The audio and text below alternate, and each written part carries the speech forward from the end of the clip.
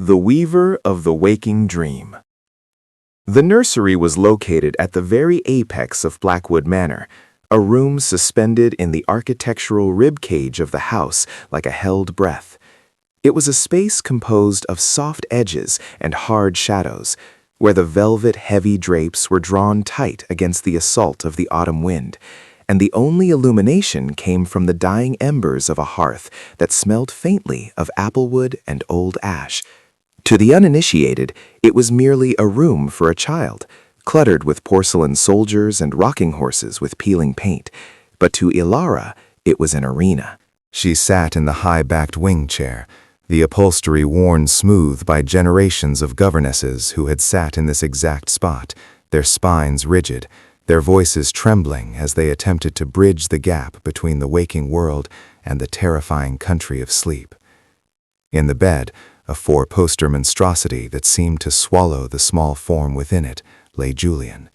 He was 7 years old, though his eyes, large, dark, and rimmed with the violet bruises of exhaustion, held the ancient, weary stare of a man who has seen empires crumble. Julian did not sleep. He dared not. In the lexicon of Blackwood Manor, sleep was not a respite. It was a surrender. The boy believed, with the terrifying conviction of childhood, that the moment his eyelids fluttered shut, the boundaries of the room would dissolve, and the things that scratched behind the wainscoting would step forth to claim him. Ilara smoothed the folds of her skirt, her fingers tracing the rough wool. She was not like the others. She had not come with a carpetbag full of tinctures or warm milk. She had come with a voice. It was her only currency, the peculiar instrument capable of dropping into a register that vibrated in the sternum, a tone that could catch a wandering mind and tether it to a narrative as securely as a chain. "Is it time?" Julian whispered, his voice a dry rustle of leaves. He was clutching the duvet up to his chin, his knuckles white. "It is time," Ilara replied, her voice soft, yet possessing a tensile strength that seemed to push back the encroaching darkness of the corners. "Lie still, Julian. The shadows are only heavy because they are full of secrets, not teeth." "They have teeth," the boy insisted, his gaze darting toward the wardrobe. "The one in the oak closet has rows of them, like needles." "Then we shall dull them," Ilara said. "We shall wrap them in cotton and clouds. We shall spin a world where needles turn to blades of grass." She leaned forward, the firelight catching the sharp angles of her face, turning her into a conspirator. This was the ritual. The bedtime story at Blackwood was not a passive entertainment. It was an act of architectural construction. She had to build a fortress of words around the boy, a sanctuary intricate enough to trap his attention and sturdy enough to withstand the siege of his nightmares. "Close your eyes," she commanded gently. "Not to sleep, not yet, just to see the canvas." Julian hesitated, then obeyed. His eyelashes fluttered against his pale cheeks. "Where are we going?" he asked. "To the edge of the map," Ilara began, slipping into the cadence of the tale. "Beyond the gray cities and the iron railroads, beyond the smoke of the factories and the noise of the clocks, we are going to the place where the world runs out of land and turns into mist." She paused, listening to the rhythm of the house. A floorboard groaned in the hallway. The wind rattled the window pane like a beggar demanding entry. She wove the sounds into the fabric of the story. "Can you hear the wind, Julian? That is not the wind of Blackwood. That is the breath of the great white bear who guards the ice bridge. He is sighing because he is lonely, waiting for a traveler brave enough to answer his riddle." Julian's breathing hitched, then slowed slightly. "Is he a mean bear?" "He is terrible and vast," Ilara said, painting the image in the air with her hands, "with fur like snow-covered pine needles and eyes like frozen lakes. But he is not mean. He is ancient, and he guards the path to the star fields." She began to spin the narrative thread, drawing it out from the silence. She told him of a boy named Kale, a boy not unlike Julian, who carried a lantern made of fireflies, and a map drawn on the back of a dragon scale. Kale was looking for the night bloom, the only flower that opens in total darkness, the scent of which brings dreams of flying instead of falling. As Alara spoke, the atmosphere in the nursery began to shift. It was a subtle alchemy. The oppressive weight of the shadows seemed to lighten, the darkness becoming less solid, more fluid. Her voice rose and fell, a hypnotic tide. She described the crunch of Kale's boots on the crystalline snow of the ice bridge, the sound crisp and immediate in the quiet room. She described the smell of the pine forest, sharp and resinous, and for a fleeting moment, the scent of applewood and the hearth seemed to change, tainted with the cold freshness of a winter wood. But the house fought back. The wardrobe door creaked open an inch. A draft, cold and unnatural, snake-crawled across the floorboards. Julian flinched, his eyes snapping open. "The closet," he gasped. Ilara did not look at the closet. To acknowledge the monster is to give it power. Instead, she looked at Julian, her gaze anchoring him. "Kale heard a sound," she continued, her voice gaining intensity, overriding the creak of the wood. A creaking sound, like the groaning of old ice. He thought it was a monster. He thought the shadows were peeling away from the trees to snatch him. Julian stared at her, paralyzed. "But," Ilara said, dropping her voice to a whisper that forced Julian to lean in, "Kale remembered his lantern. He lifted it high, and do you know what he saw?" What? Julian breathed. "It wasn't a monster," Ilara said firmly. "It was the old owl, the librarian of the forest, settling onto a branch. The creak was just the weight of his knowledge settling into the wood. He was wearing spectacles made of polished quartz, and he looked very grumpy because Kale had woken him up. The wardrobe door ceased its movement. The narrative had repurposed the sound, stripped it of its menace, and reclothed it in whimsy. Julian's eyes drifted back to the middle distance, the image of the grumpy owl replacing the needle-toothed horror. "The owl asked Kale for a password," Ilara went on. "But Kale didn't have a password. He only had a song." Ilara began to hum, a low melodic thrumming that resonated in her chest. It was a lullaby without words, a vibration that seemed to seep into the furniture, dampening the sharp edges of the reality. The room grew warmer. The fire, which had been dying, seemed to stabilize, glowing with a steady, ruddy heart. She took Julian through the forest of whispers, where the trees told jokes that were centuries old, and across the sea of ink, where the fish glowed like neon signs, and the waves broke in silence. With every sentence, she added a layer of insulation to the boy's mind. She was weaving a lattice of imagery, a complex geometric structure of wonder that left no room for the shapeless dread of the manor to enter. However, the true challenge of the bedtime story was not the beginning, but the transition. The moment when the waking mind surrenders to the sleeping mind is a moment of profound vulnerability. It is the twilight zone, where logic fails and the subconscious takes the wheel. For a boy like Julian, this was the moment the nightmares usually struck, seizing the controls before the dream could stabilize. Ilara saw the signs. Julian's blinking slowed. His limbs grew heavy, losing their rigidity. The tension in his jaw slackened. He was drifting toward the edge of the cliff. She changed her tactics. The story could no longer be an adventure. It had to become a sensation. Kale was tired, she murmured, her voice syncing with the rhythm of Julian's breathing. His legs felt heavy, like they were made of warm lead. He found a boat waiting for him at the edge of the sea of ink. The boat was carved from a single giant moonstone, smooth and cool to the touch. Inside, it was lined with moss that felt like velvet. Julian's eyes closed. This time, they stayed closed. The boat rocked gently, Ilara said, swaying slightly in her chair, inducing a sympathetic motion in the room's atmosphere.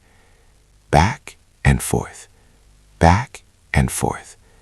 The water lapped against the sides. Hush, hush, hush. The shadows in the corners of the room began to elongate, but they were no longer jagged. Under the influence of Alara's weaving, they softened, becoming the dark, comforting boughs of the trees in Kale's forest. The wardrobe, once a maw of teeth, became the silhouette of the castle where the night bloom grew. But the house of Blackwood was old, and its malice was deep. It did not release its prey easily. Just as Julian's breathing deepened into the first rhythm of true sleep, a loud crack echoed through the room. A log in the fireplace had snapped, sending a shower of sparks against the grate. It sounded like a gunshot. Julian jolted, a whimper rising in his throat. The dreamweave tore. The panic rushed back in, a cold floodwater. Alara did not hesitate. She did not soothe him with, "It's all right." She integrated the violence. "The fireworks!" she exclaimed softly, but with delight. Kale looked up as the first firework burst over the sea of ink, golden sparks raining down, sizzling as they hit the water. It was the celebration. The Star King was welcoming him. Julian, caught between the waking shock and the narrative suggestion, paused. His brain struggled to categorize the sound, threat or wonder. Alara threw her will behind the wonder. "Look at them, Julian," she whispered, urgent and low. "Can you see the gold? Can you hear them crackle? They are lighting the way to the harbor." The darkness isn't dark anymore. It's a canvas for the light. The boy's brow unfurled. The tension drained away as the narrative patch held. He accepted the reality of the fireworks. He sank back into the pillow. The boat drifted into the harbor. Alara continued, her voice slowing, becoming liquid. And there, on the dock, was the night bloom. It was opening, petal by petal, a sound like silk sliding over silk. She watched him closely. The rapid eye movement began behind his lids. He was crossing over. He was entering the world she had built for him. But Alara's work was not done. A storyteller in her position does not simply stop when the child sleeps. That is when the true guarding begins. She had to maintain the construct. She had to keep the walls of the dream fortress standing while his mind inhabited it. She stopped speaking aloud, letting the silence of the room return, but she continued the story in her mind, projecting the intent of it. She visualized the harbor. She visualized the protective circle of light around the boy. She sat like a gargoyle on the ramparts of his subconscious, watching the dark shapes of the Blackwood curse circle the perimeter. The room was silent now, save for the clock and the wind. But to Alara's eyes, the air was thick with conflict.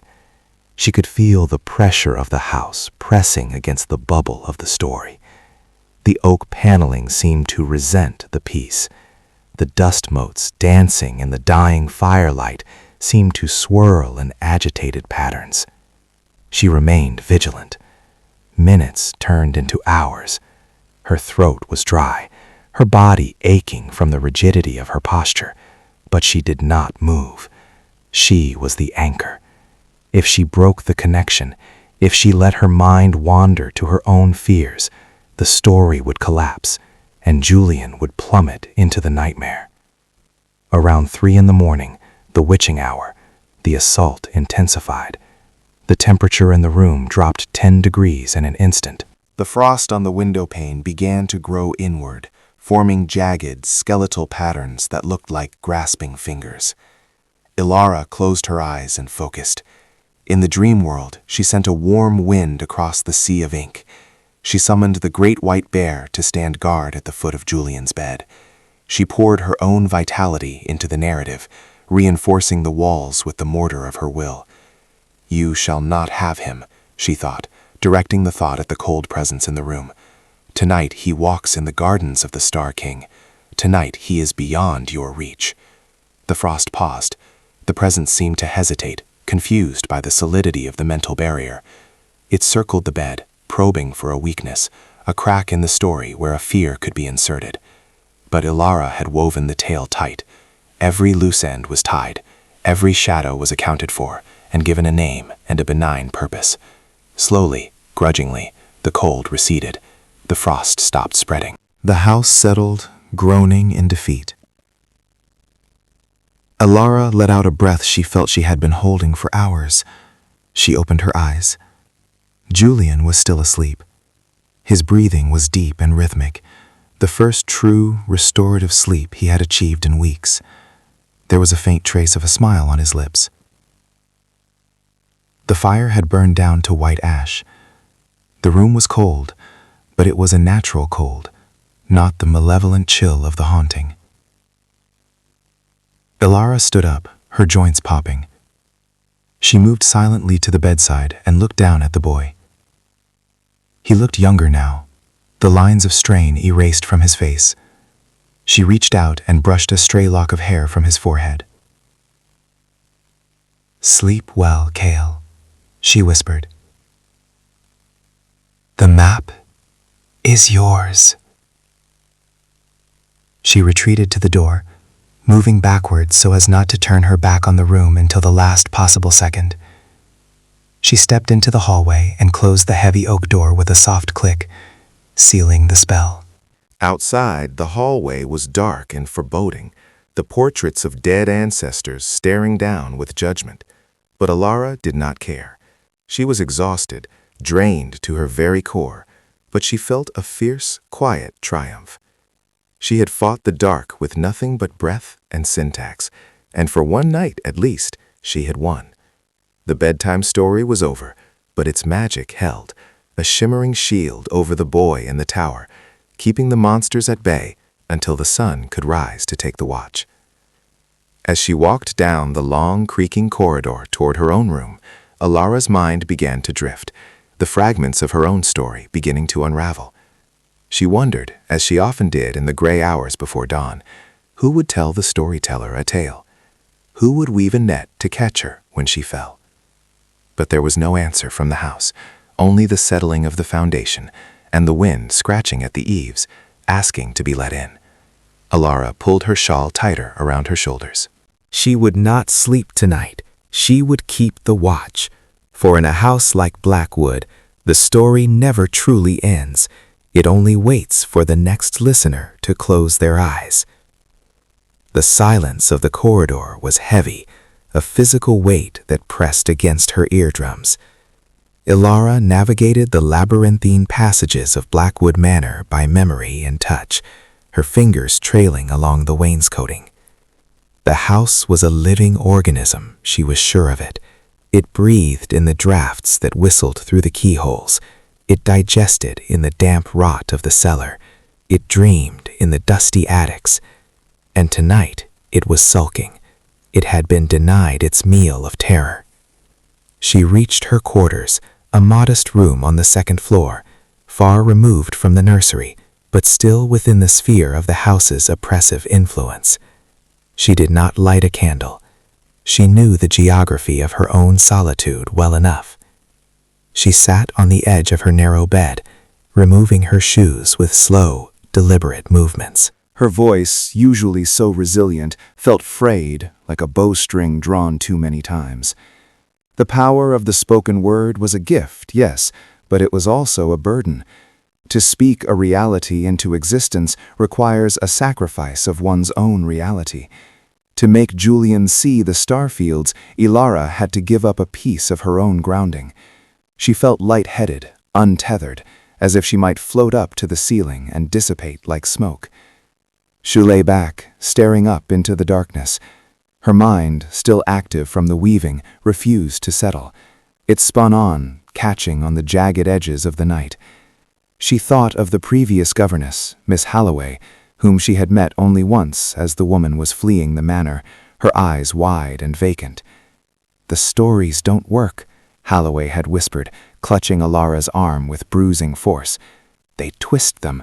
You tell the child about a bunny, and the house turns it into a wolf. You tell them about the sea, and the house fills it with drowning men." Ilara had nodded politely, attributing the woman's hysteria to a weak constitution. But now she understood. The house was a listener, too. It eavesdropped on every metaphor, every simile, looking for a way to subvert the imagery. That was why the battle for Julian's sleep was so exhausting. It was a constant improvisation, a duel of wits where Alara had to anticipate the house's corrupting influence and counter it before it could take root in the boy's mind. She closed her eyes, seeking her own rest, but the images from Julian's story lingered. She saw the ice bridge. She saw the sea of ink. And then, unbidden, she saw something else. In the corner of her mind's eye, standing on the imaginary dock where she had left Julian, there was a figure that did not belong in the story. It was not Kale. It was not the Star King.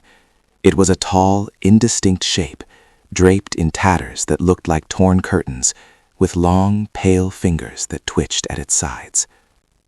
Alara's eyes snapped open. She sat up, her heart hammering against her ribs. The figure had been in the story. She hadn't put it there. A cold sweat broke out on her forehead. Had she missed it? In her focus on the wardrobe and the firework crack, had she allowed a parasite to slip into the narrative stream? If the house had managed to insert an avatar into the dreamscape she had created, then Julian was not safe. He was trapped in a world she had built, with a monster she hadn't summoned. She stood up, ignoring the fatigue that screamed in her muscles. She had to go back. The return journey to the nursery felt longer. The shadows seemed to lean in closer, the portraits sneering with renewed malice. "Foolish girl," they seemed to whisper.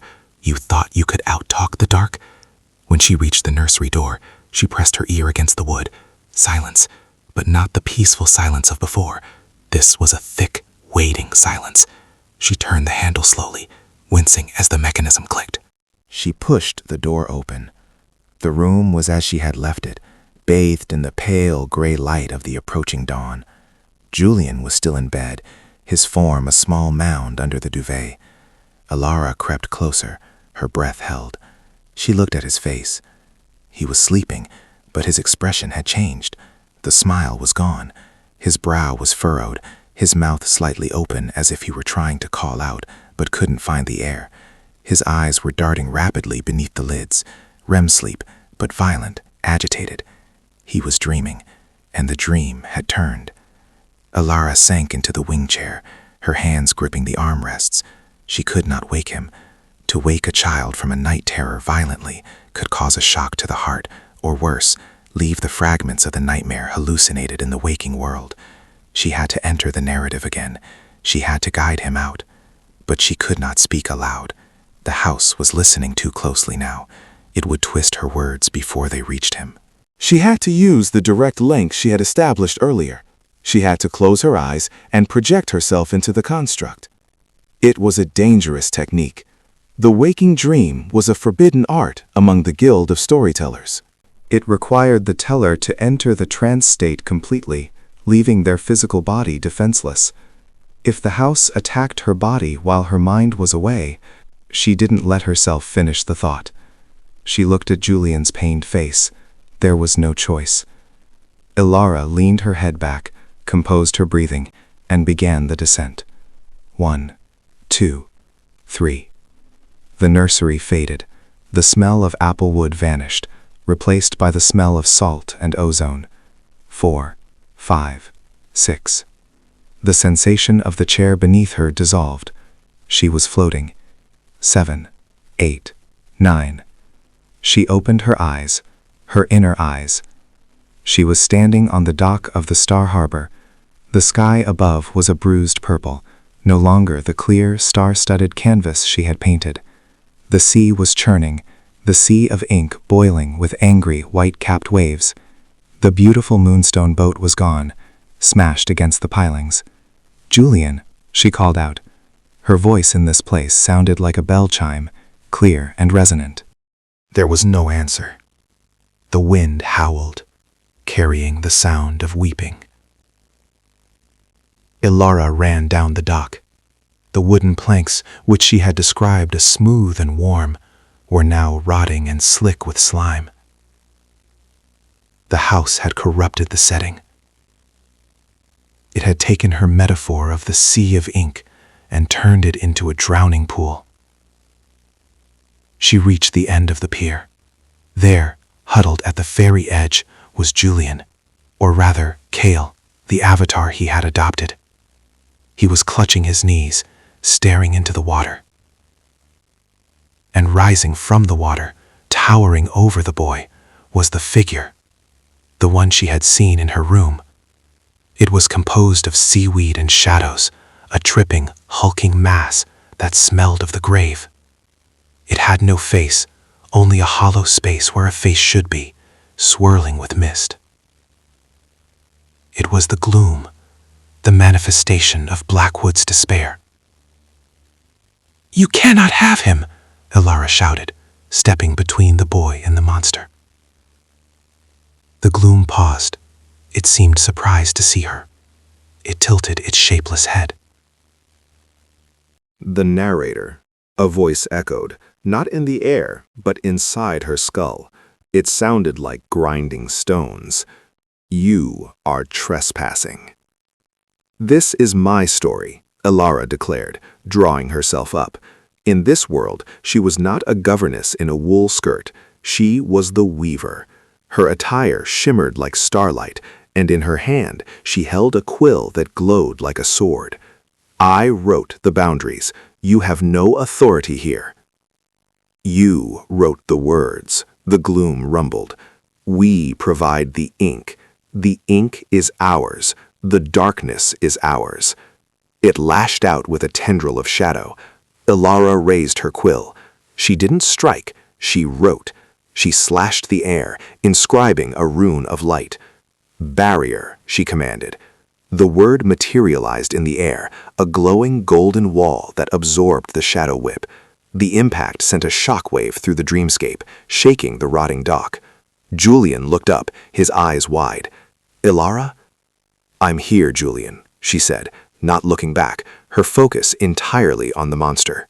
"I'm rewriting the scene. Hold on." The gloom roared, a sound of rushing water and crumbling masonry. It rose higher, threatening to crash down on them like a tidal wave. "He is ours. He belongs to the house. His fear feeds the foundations." "Its fear is boring," Ilara yelled back. "It is a cliché. It is a tired old trope."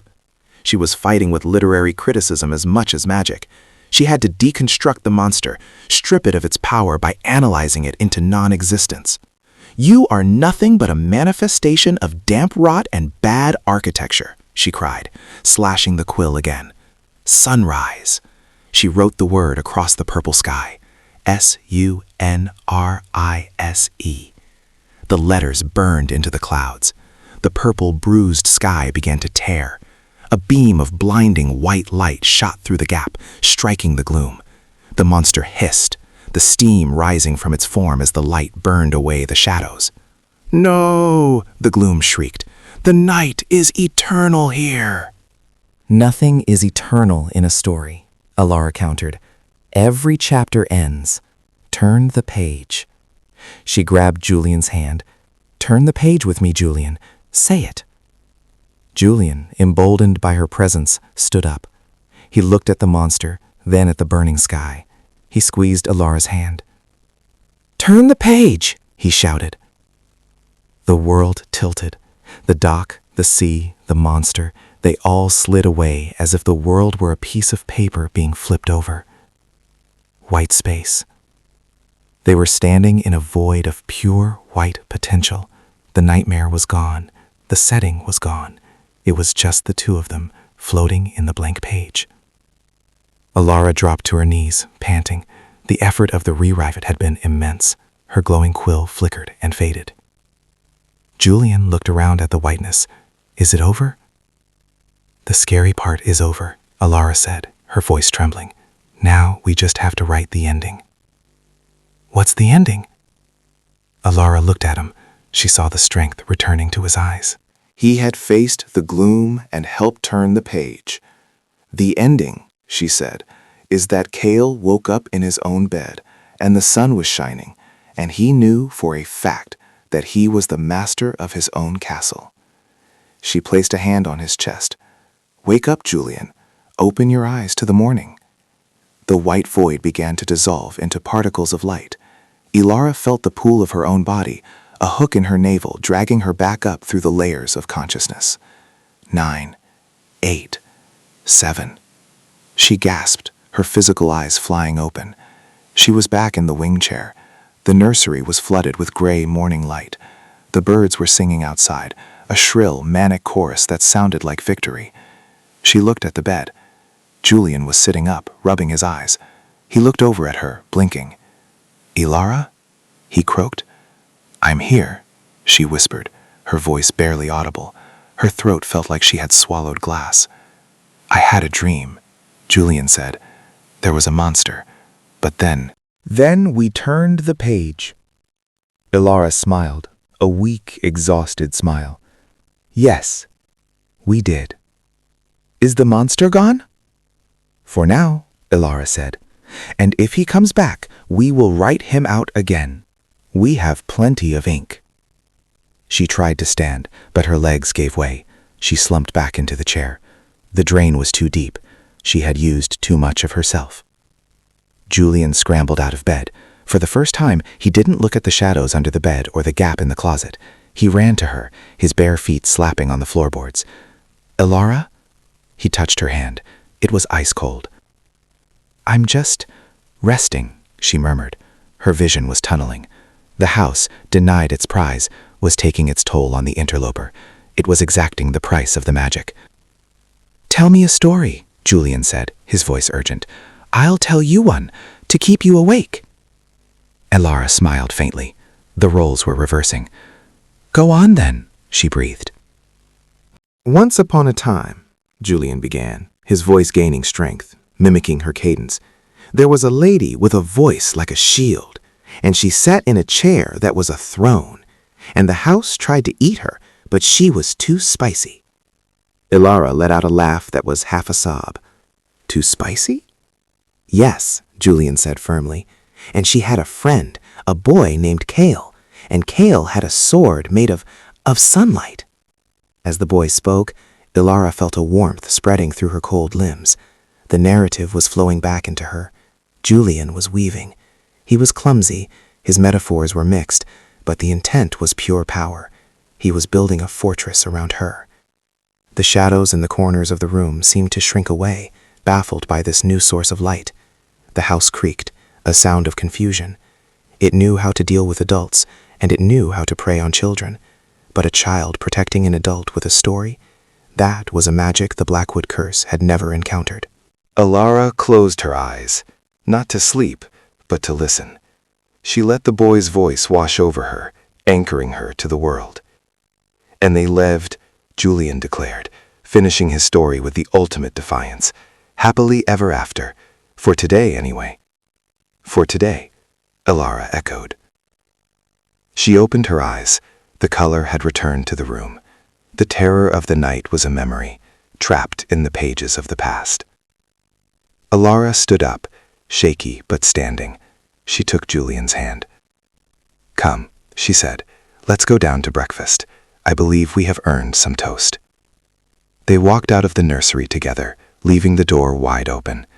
The darkness inside the room swirled for a moment, then settled, dormant, waiting for the sun to set. But for now, the house was just a house, and the story was just a story, and the weavers were awake, walking in the light.